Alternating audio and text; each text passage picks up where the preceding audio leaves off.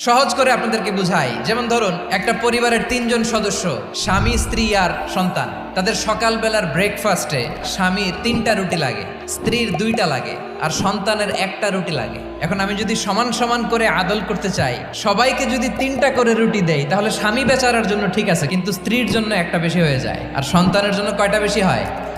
আচ্ছা, 2টা করে যদি সবাই রে দেয় সমান সমান নীতিতে, তাহলে স্ত্রীর জন্য, স্ত্রী বেচারির জন্য ঠিক আছে, কিন্তু স্বামীর কয়টা কম পড়ে? আর সন্তানের বেশি হয়ে যায় কয়টা? আচ্ছা, সমান সমান নীতিতে সবাইকে যদি সকালের নাস্তার জন্য 1টা করে রুটি দেই, সন্তানের জন্য ঠিক আছে, কিন্তু স্ত্রী বেচারির কম পড়ে কয়টা? স্বামীর কম পড়ে কয়টা?